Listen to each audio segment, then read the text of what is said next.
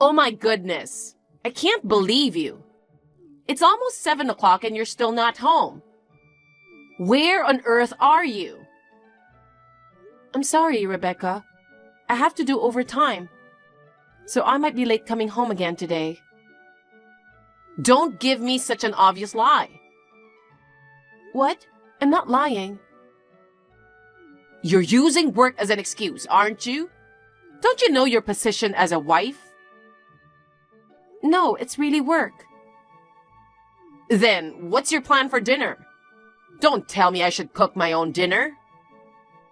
Well, I already cooked dinner this morning. It's all in the fridge. Just eat that for dinner. What? Are you giving orders to your mother-in-law? What? No. I'm just telling you that there's dinner for you. I'm really disappointed in you, Taylor. You know what? You don't have to come home today. What? I mean, not just today. You don't have to come home for the rest of your life. What do you mean by that? I've had enough of you. You have failed as my son's wife. Therefore, you will divorce Paul. What? What are you talking about, divorce out of nowhere? Listen, do you even realize how much trouble you're causing me and my son? Just think about it. I never thought that way. Put your hand on your heart and ask yourself. You're too focused on your work. You're not fulfilling your duties as a wife at all. I'm not quite sure what you mean by duties as a wife. I'm not neglecting household chores. If I have to work overtime, like today, I prepare dinner in the morning. And I do cleaning and laundry almost every day. That's not the point. What? Even though it's been 5 years since you got married, you still haven't given us a grandchild. All my friends have grandchildren. Meanwhile, no matter how long we wait, no grandchild is born. Everyone around me boasts about their grandchildren. Do you know how miserable I feel? But even Paul loves children. But because of you, he can't become a father no matter how much time passes. It was such a mistake that he married a defective woman like you. Defective? You don't have to say it like that. Well, what else can you call it other than that? Normally, after 5 years of marriage, it's only natural to have 1 or 2 children. Oh, poor Paul. Because of a useless wife, he still can't have his own child. Why do you assume it's my fault? I did undergo tests at the hospital, but they didn't find any signs of me being infertile. You can't rely on that. Even if there's no sign on the test result, the fact remains. I still have no grandchild. Come to think of it, you're an only child, right? Whether it's genetics or something else, I'm pretty sure you are difficult to get pregnant. I don't know how to put it in words. I don't think it's about my genetics. It's just challenging for us as a couple to conceive a child. What do you mean by that? I'm sure you've noticed. Paul has been coming home late a lot lately. We sleep in separate rooms these days. There's just no chance, you know? That's because you're not attractive as a woman. Working aggressively like a man, you're not feminine. Make more effort to be loved by your husband. It's your fault that Paul doesn't sleep with you. So, you want to blame everything on me. Anyway, you're useless if you can't have children. Pack up your things and leave our house right away. If you insist, I don't mind leaving. Before that, please let me talk to Paul one last time. After all, it's our problem between me and Paul. No, it's not just a problem between you two. It's a huge family problem. I won't allow any contact with Paul. What? Considering how cunning you are, you're probably trying to manipulate Paul into not divorcing. Are you serious? We can't even have a proper discussion about divorce? If you want to talk to Paul, do it through me. I mean, I don't think there's anything left to discuss anymore. What? Paul is getting remarried soon. Remarried? Yes, because Paul will be a father. No way. That means Paul was cheating on me? Yes. His affair partner got pregnant. So please hurry up and divorce him. Unbelievable. I had a feeling Paul was cheating, but I never imagined he got someone pregnant. Well, ideally, they should have remarried before having children. But we can't change what's already happened. I don't know what to say. I see. If that's the case, I guess there's nothing else I could do. But let me ask you something. Your own son cheated on his wife and got that woman pregnant. Are you okay with welcoming a woman who casually dates married men as your daughter-in-law? Of course! There are things I don't like about it. But as Paul mentioned, his affair partner is apparently a young woman in her early 20s. She'll likely give birth to many grandchildren in the future. Which is much better than a completely useless woman like you who can't have children. Is that so? Then I'll divorce him right away. I've also had enough. Both for Paul and for you. Good. But I won't agree to any property division. What? Of course, I won't give a single penny to that cheater. You're so greedy. You've wasted 5 years of Paul's life. You should feel sorry for that. Plus, Paul is going to have a child soon. Raising a child costs a lot of money. Yet you have no empathy? How selfish can you be? That's none of my business. Oh my goodness. What a cold-hearted person. I'll have my lawyer contact Paul. So please tell Paul to cooperate. Well, whatever. You'll live a lonely life without ever having children. So out of pity, I'll let you do whatever you want. But please never come near Paul again. Don't come back saying you're lonely and want to get back together with him. Don't worry. I never want to see the face of the scumbag who betrayed me. Oh God, you're still disrespectful to the bitter end.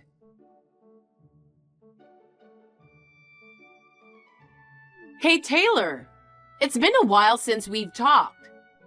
I hope you've been doing well. Rebecca? Wow, it's been a while. What do you need this time, huh? Oh, come on. I just wanted to say hello to you. Oh, really? Well, there's no need to do that. We are strangers. You never changed. I reached out to you after 7 years, and you still don't know how to respect me. So, what made you contact me? Wait. Don't tell me you contacted me about your son's divorce. What? How did you know? I heard it through rumors. Isn't it the third divorce already? It can't be helped. After all, couples are just two different people. If their values don't match, there's nothing left but divorce.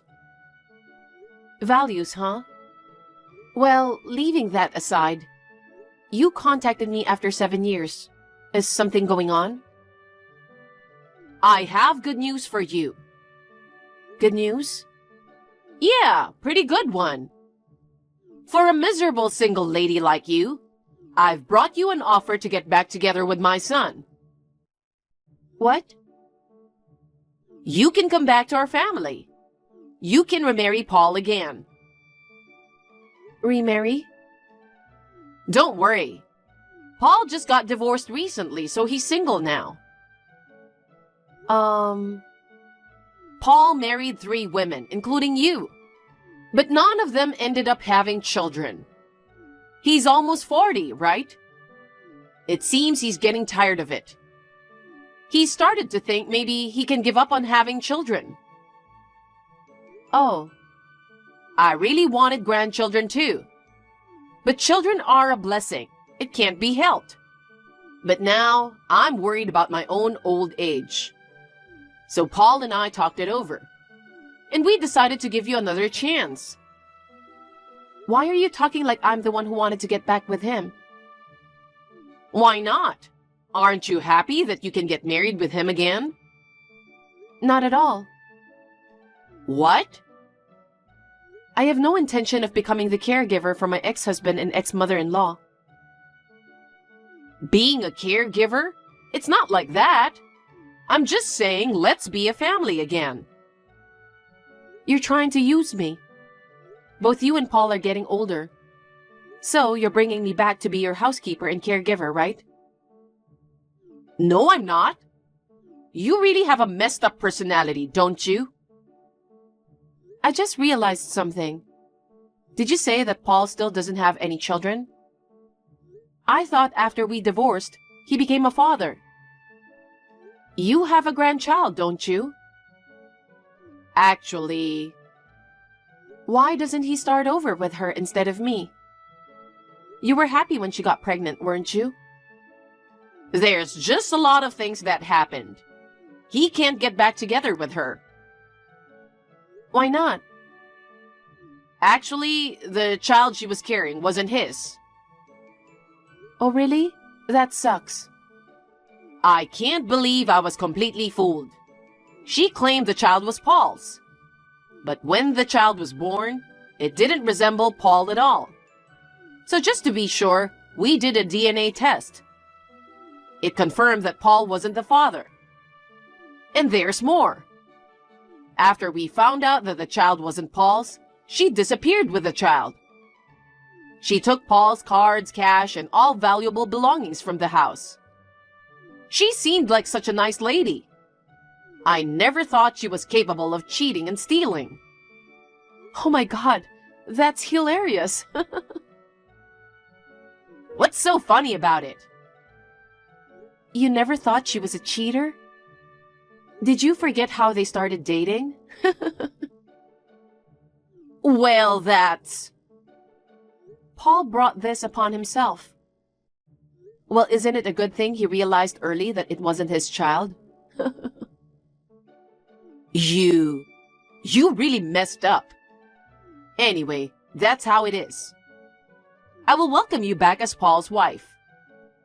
Since you can't have children, you probably won't be able to remarry anyway. No, thank you. Huh? Why? I'm offering you a helping hand and you're refusing? There's no reason to refuse. I already have a husband. No way. You married? Yes, I remarried the year after divorcing Paul. Why didn't you tell me? Why do I have to tell you? You're a stranger to me. I thought nobody would marry a woman like you. But I feel sorry for your new husband. Even though he married you, he will never be a father. I have 5 children, though. What did you say? How is that possible? Oh, I see. I understand. You mean you have 5 stepchildren? Wow. Having to raise 5 children who aren't your own? That must be tough for you.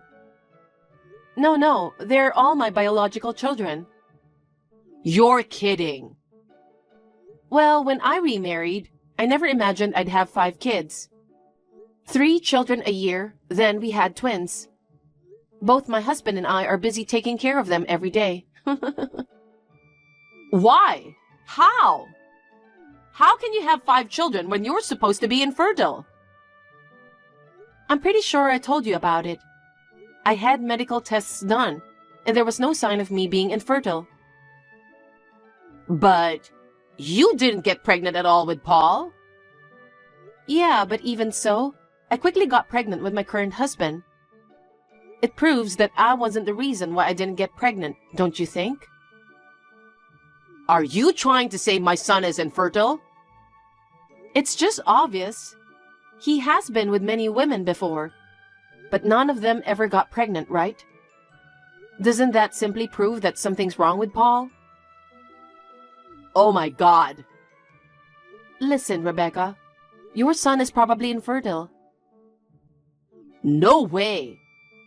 Deep down, you had an idea about it, didn't you? But maybe you didn't want to accept that your son was infertile. I don't think he had any tests done. Paul being infertile is impossible. Not being able to have children is just a coincidence. It's definitely not Paul's fault. Then you should get him tested. You believe that he's not infertile, right? Yes, maybe you're right. I will ask him to get tested. I'll prove that Paul isn't infertile. All right, good luck. I have to go now. My child started crying.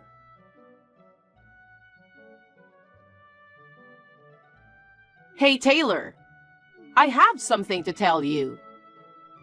What now? You said you have 5 children, right?